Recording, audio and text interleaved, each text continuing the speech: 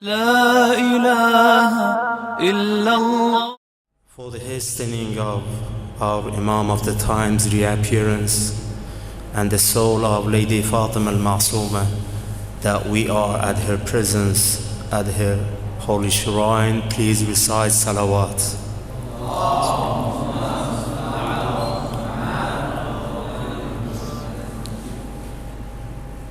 For being real followers for Imam Amir al-Mu'mineen Ali ibn Abi Talib and the other Imams, please recite the second salawat higher.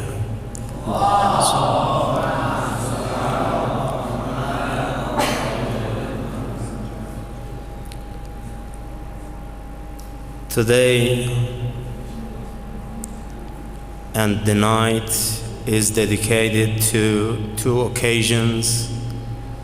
The first is the anniversary of marriage for Imam Amir al-Mu'mineen and Lady Fatima al-Zahra salamullahi alayha. And the second occasion is the beginning nights and days for the month Dhul Hajjah. That is the occasion for being the pilgrim for the house of Allah in Mecca. And now there are many pilgrims from different corners of the world are just visiting the holy mosque, that is Masjid al-Haram in Mecca. And inshallah, to be among them next year, please recite another salawat.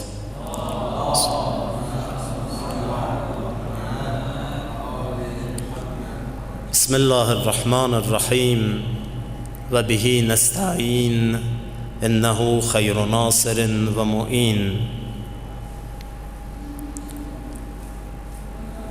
The subject I decided to talk about tonight is the way to change our lifestyle and to change status quo that we are living to the best one, and think a little bit about the point of view that Islam emphasizes on, and especially from Islamic mystical view. Inshallah, we would find some ways to introduce you, and especially the month of Dhul Hajjah is the best occasion and opportunity for the mystics to start some hours, some nights and days for purifying their selves and their souls. And inshallah, we will take this opportunity to know first ourselves, our soul, and then to start purifying it with the help of Allah the Almighty and the guidelines that our prophets established and our Imams just helped us to be stable in this guideline and this right path. This is the very important question most of people always ask: is there any way to change our lifestyle or not? And people always seeking to find out a good way to improve their daily lives, to reach good destiny of their life. But in some finding examples, they may fail. Some people may think, is reaching great amount of money and dollar could helpful and could help us to achieve good level of life or not? Is that finding good job? Is that finding good education to have best life, to have good life or not? I think to change lifestyle needs some elements. The first one is understanding the reality of life, and the second element is to understand the status and the position of mankind in the universe as a whole. To be honest, there are many approaches to justify the reality of life, and the core of these approaches is to consider the life as the utility or as the joy only, to reach to the absolute utility and absolute joy. So utilitarianism and joyfulness, in some cases, considered as to be the core of the materialistic thinking and approach toward life and the meaning of life. Is that really correct attitude toward life? Are we here to live in this world to achieve more utility, to achieve more joy? That these joyfulness and utilities are just restricted in the framework of materialistic world, or there is another thing beyond this materialistic world and physics? I'm not here to talk about just hereafter, to say yes, ignore this world and just think about hereafter. No. What I'm about to say is to focus on this materialistic world also, and to think that even in this world there is something behind this materialistic world before hereafter comes. If we think and focus on this materialistic world, we would find there is another aspect of life, and that is metaphysics, and that is supernatural source forcing us forward, forcing us to find out another way through different ways that are materialistic.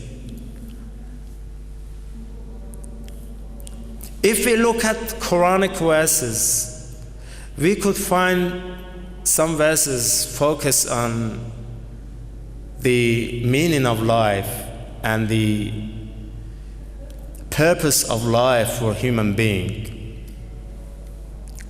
So when Allah created human being, all you know, so He addressed the angels, I'm creating human being as a caliph of mine on the earth. And the angels started complaining or saying something, oh Lord, we're just praising you. There's no need for creating Adam. There's no need for creating caliph for you. We are your caliph. We are just praising you, performing prayer for you, doing tasbih for you. So Allah at that time, that moment said, I know what you don't know. There's something you don't know. Adam is a special being. I'm giving Adam something I'm not giving you. So that is the knowledge of everything. An ability of Adam to learn many things and to evaluate himself toward Allah, a proximity, and toward Allah, closeness. And Adam has two aspects of life. One is materialistic, another is spiritual. So if Adam go forward behind the physical body and reach the destiny of spirituality, and through his soul go forward and higher and reach the position that can see Allah the Almighty, and the angels never can reach the position that Adam could reach. then Adam could go forward even higher than the angels of God. So this is Adam. Adam is created as to be the caliph of Allah the Almighty on the earth. Another verse explains the purpose of creation for Adam and jinns. وَمَا خَلَقْتُ الْجِنَّ وَالْإِنسَ إِلَّا لِيَعْبُدُونَ. I've not created Adam, ins, human being, and jinns except for worship. So worship is a crucial point in being purpose for creation. So what's the meaning of worship? How could we worship Allah the Almighty? So it is interpreted as to be knowing God. So worshiping God means to know God.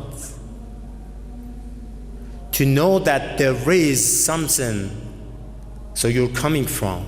There is something you're going toward. And that is the source for everything, every creation, every being. So you're not alone. You're not created by yourself. There is one creator for you.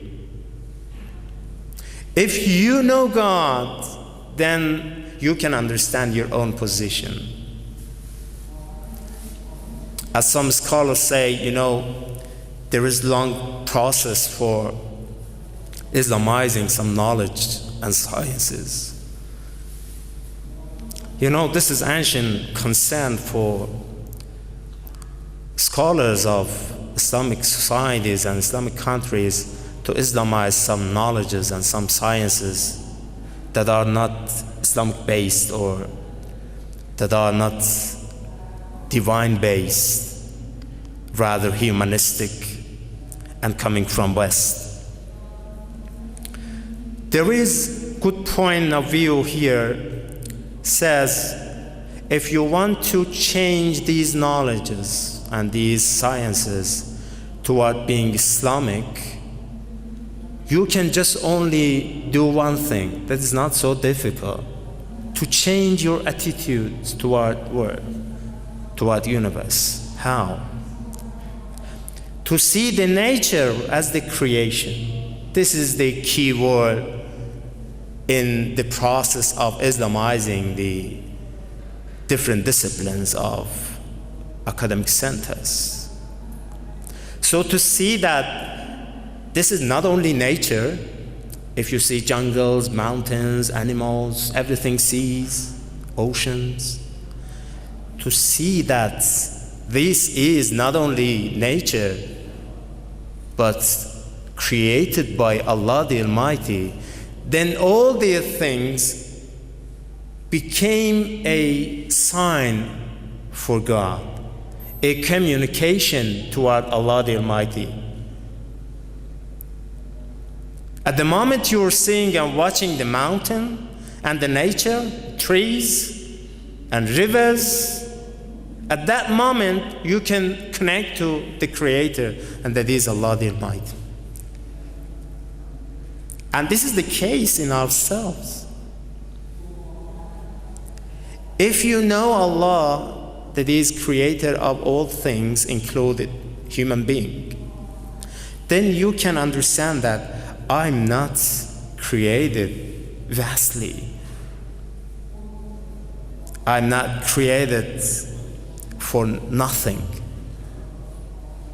There should be a purpose behind this creation. So little by little, I can understand the meaning of life. Before understanding the meaning of life, I could say there are, from Quranic point of view, 3 types of lives. One is before understanding the meaning of life and the position of mankind in the universe and the source that is supernatural and everything are coming from that source, that is Allah the Almighty. This kind of life that is full of ignorance is the animalistic life. If you refer to Holy Quran, you could find many verses describe some people that are not able to understand the source of creation. They are unbelievers, or they claim that they believe in something, but this is some words they're saying. There's nothing in their hearts. They're hypocrites. They're just trying to deceive people. And even in the Holy Quran, we could find يُخَادِعُونَ اللَّهَ وَالَّذِينَ آمَنُوا. They try to deceive Allah the Almighty and to deceive other people by saying, oh yes, we're Muslims, we're good people, we're followers of, for example, the Prophet Muhammad sallallahu alayhi wa sallam.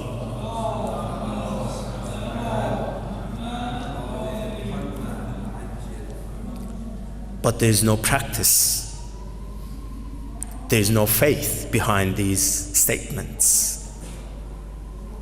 So both these groups are just living in animalistic life because they don't understand the source of creation and the goal of creation. Then they just engage in materialistic aspects of the life, what we see in the modern life. And most of people engage in something that these things are not necessary for life. They think that this kind of things are real needs of mankind, but they're wrong. Suppose that today, for example, we're just feeling, okay, I can't live without cell phone because telephone is and mobile is necessary for modern life. Most of people think without mobile, without cell phone, so life is impossible. Without having internet today, some people say this is difficult to live without internet. Is it possible to live? So he may think about previous generations, how they faced the difficulties in their life without internet or without connecting to some social networks or something like this. Satellites or another gadgets or equipments that we have today under the shadow of technology. So these are false needs of mankind. This is not real. We consider them as to be need, but indeed there's not needs. So most of people today are intangible in the life that is not real life. They consider themselves as live person, but they're indeed dead body. They're not live. Their life is not real life.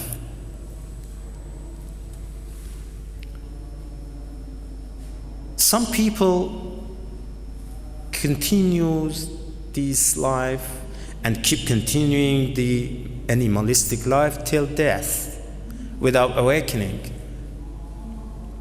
But some people think and they use their intelligence. You know, the intelligence is introduced as to be inner prophet of mankind. They hear to the voice of inner prophet and this intelligence. So intelligence calls always for awakening. Say, hey, you're going to die. It's time for awakening. You're losing the time. You're reaching to end of your life. Isn't that the time for awakening? So if we listen to the voice of inner prophets, Then this inner prophet guides us to the external prophet, and that are coming from God to guide us to the right path. So if you say labbaik, okay, so as I mentioned, these days and nights are dedicated for pilgrimage of Hajj. So most of people from around the world, they said labbaik to Allah and went to Hajj pilgrimage. So here you can say labbaik for your inner prophet, and then labbaik for external prophet, and to follow them. If you do this, then you can enter humanistic life. الذين قالوا ربنا الله ثم استقاموا. Those who said our Lord is Allah. I'm going to go out of the kingdom of Taghut, the kingdom of Satan, the kingdom of egoism, the kingdom of dollar, position, job, to get out of this kingdom and to enter the kingdom of God. قالوا ربنا الله. If you say, my Lord is Allah, then you declare the world, all the people of the world, understand and know me, I'm Muslim. Today I entered the kingdom of Allah the Almighty.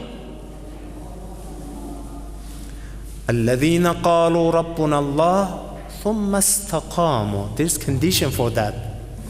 This is not enough to say my Lord is Allah and that's it, finished, everything is completed here. No, it needs continuation. You have to keep going on this path. You have to be stable on this way, and it is highway toward Allah the Almighty.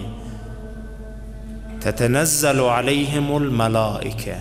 If you say that my Lord is Allah and be stable on this way, then the angels of Allah descend upon you, come down on you. What they say? Allah khawfun alayhim an la takhafu wa la tahzan. Don't fear, don't be sad. وَأَبْشِرُوا بِالْجَنَّةِ الَّتِي كُنْتُمْ تُوعَدُونَ.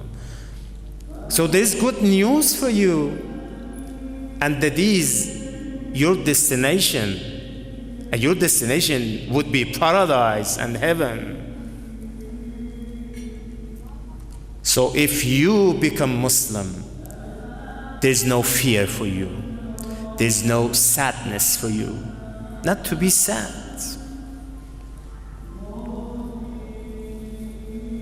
And this is humanistic life. If you keep going on this path and practice your religious rituals more and more in a perfect way, then you can go forward and reach another type of life, and that is the life of angels or angelic life. So what's the difference between this life and the previous one? If you live humanistic life, then you may make mistake, because human being is not infallible. There is possibility for sin and committing sin, because we have also bad desires in ourselves. But if you keep controlling yourself, struggling yourself to do jihad with yourself, with your satanic temptation, with your desires, with your passions that are very low, then you can achieve the level of peace in your mind, in your soul. You know, peace is not possible without struggling, without jihad. First you have to do jihad and then to reach peace. Sometimes we Muslims think about guiding another people to the right path, to spread peace in all over the world, without practicing peace in ourselves.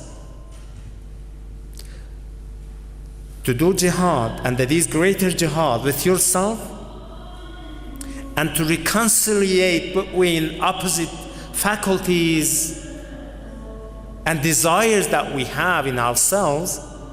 After reconciliation, this is the room for peace. And if you reach the level of peace in yourself, then you can be peace builder in a society. You can invite people to peace, and that is Islam. That is the name of God. Allah is salam, is peace. Islam comes from peace. Muslim comes from peace. Muslim is the one who is considered as the person who spread peace among people. But if you're Muslim, carry the name of Islam, but other people are not secure from your evil, how could you call yourself as a Muslim? This is the name just you're carrying without reality. If you continue this kind of life, you may reach the level of life that is called the life of angels. And you know, the angels never commit sin. They are infallible. Okay.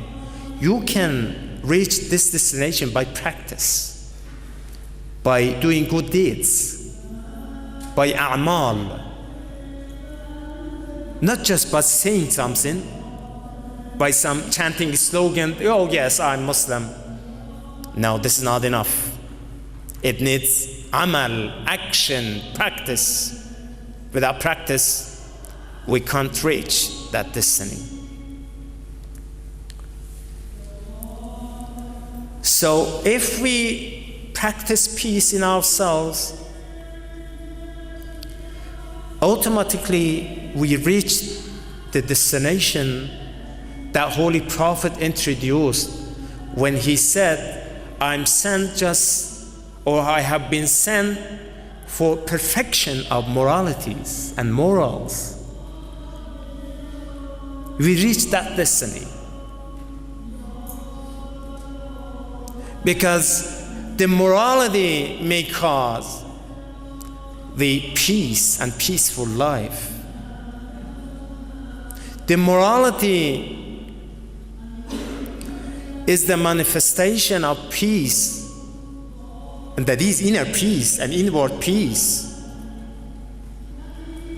You know, there is a title given for some mystics, great mystics in Islamic context, and that is perfect peace or whole peace, something like this.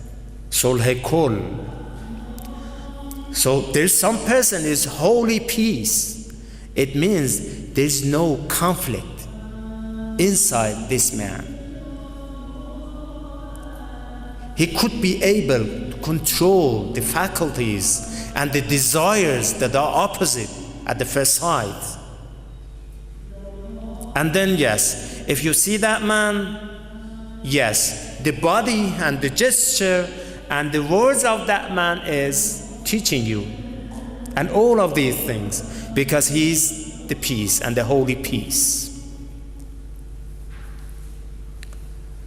I just want to mention two examples from the life of our Imams.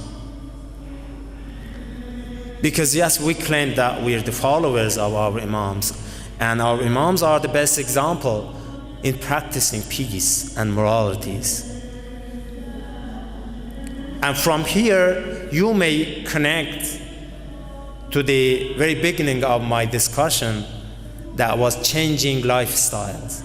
How could we change our lifestyles?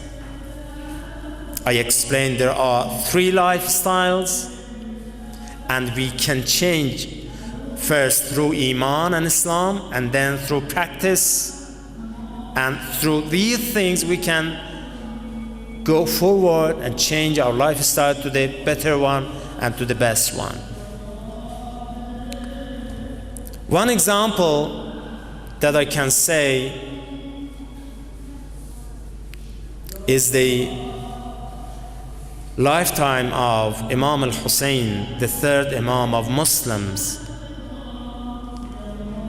You know all about the tragedy of Karbala. At the end moment and the last moment of his lifetime, Imam al-Hussein alayhi salam was repeating some words. There's a person, he's among the army of enemy. He says, I saw that Imam al-Hussein's lips moving and saying something. I thought that he's cursing these enemies because this situation was very bad to be tolerated by Imam and by any person at that time. He says, I went forward and closer to Imam to hear what Imam says. And I saw Imam is repeating these things. Oh my Lord, ridan biridak,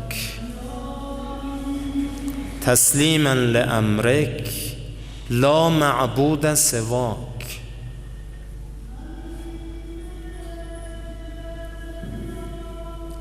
Oh my Lord, I'm satisfied with your satisfaction.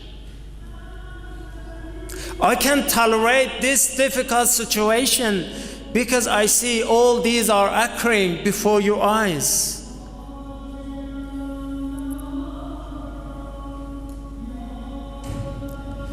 Perfect satisfaction. Another example on the desert of Karbala is the example of Lady Zainab al-Kubra salamullahi alayha. She is a woman. She saw all these tragedies happen to her brother, to her sons, to her families. She's sent as a captive. But when she's asked about the situation, went on, she said, Ma ra'aytu illa jamila. All I saw was beauty.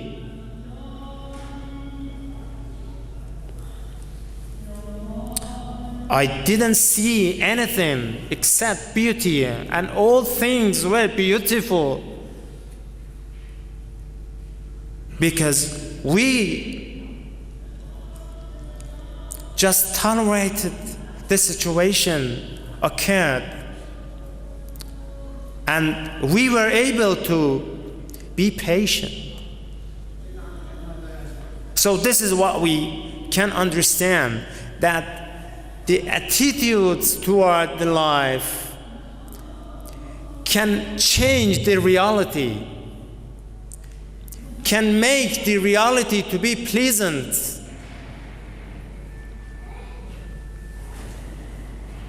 You think, yes, sometimes we are under the pressure of life and difficulties, and we can tolerate. So at that time, you have to change your attitudes toward life. Is this dunya the place for rest? Or this is like a bridge we have to pass on? The attitudes is very important toward world and toward life. Through our moralities, we can change the life. We can change the style of life. We can make the life to be pleasant. And even we can change the life of the others through moralities. One of the relatives of Imam Sajjad alayhi salam came to him and started insulting Imam. Imam didn't say anything. Just listen. After finishing the words by the person who came and started saying bad things to Imam, and after that man left that gathering, Imam said to his companions, "You heard what that man said about me. And now accompany me to go to his house and to see my response to him." So the companions thought that Imam is going to insult him and to say something like that man said. They went to the house of that person. But Imam on the way was reciting this verse, وَالْكَاظِمِينَ الْغَيْظَ وَالْعَافِينَ عَنِ النَّاسِ وَاللَّهُ يُحِبُّ الْمُحْسِنِينَ. Those who restrain their anger and forgive the others, other people. And Allah loves the people who do good. It means this action is good action. And Allah loves the people who restrain their wrath. When they reached the house of that person, Imam Sajjad started calling out on this man and announced his arrival to the house of that man. Immediately, when that man heard the voice of Imam, he thought that Imam just came to curse him or to insult him, and prepared himself to come and say something. When Imam looked at that person, addressed him in a best way, in a moralistic way. "My brother," this is the starting point of Imam, "my brother. Oh Imam, he insulted you, so you call him brother?" As Amir al-Mu'mineen said, people are your brothers. Brothers in faith or brothers in creation. So this is your brother. So something you said to me and attributed to me, if I am deserving these things that you attributed, then I ask Allah for forgiveness. If these words are not correct to me, then I pray Allah to forgive you. You think what happened after that? The man started crying and repented and kissed Imam Sajjad's forehead by saying, "Oh Imam, forgive me. I'm wrong. I made a mistake." Just by saying and just treating morally, Imam changed their life. Another person from Syria at that time came to Imam al-Hussein alayhi salam, and this is the case also in Imam al-Hassan alayhi salam. Came to Imam and started cursing and insulting Imam Amir al-Mu'mineen and the son of Imam Amir al-Mu'mineen, Imam al-Hassan alayhim as-salam. And after a while, Imam also was just listening without saying anything. He said and said and finished. Imam addressed him, I think you are a stranger here. If you don't have place to resist, to stay, my house is big enough. I can be your host. If you don't have money, I can give you money. If you're hungry, I can feed you. Whatever you need, I can offer to you. So after a while, he also changed completely. Oh, my Imam, forgive me. I didn't understand you. Till now, the worst person for me was your father and you. But now, the best person for me is your father, Ali, and you. We Muslims want to follow the Imams.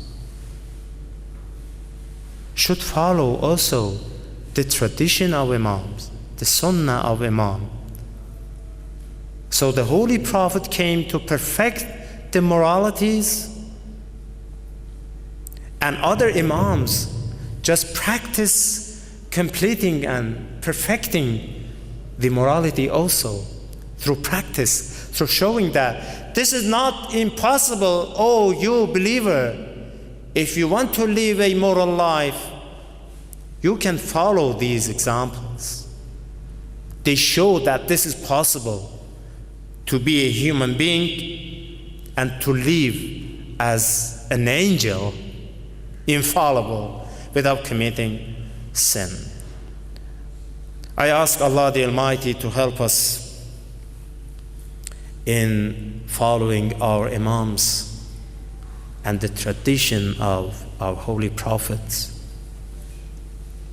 and to practice morality that Holy Prophet brought, and to show other people in the world that being Muslim is not just by the name. Being Muslim is the practice of peace. Being Muslim is the practice of the mercy of God, of the mercy of the Holy Prophet. Muslim should be peaceful for the others. Muslim should be merciful for the others. So we have to invite people with our action, inshallah ar-Rahman. May Allah help us in doing this mission that is very great mission for every person, especially Muslims, and Allah inshallah may make you successful in your spiritual life and practicing spirituality during whole life. Thank you very much. Wassalamu alaikum wa rahmatullahi wa barakatuh.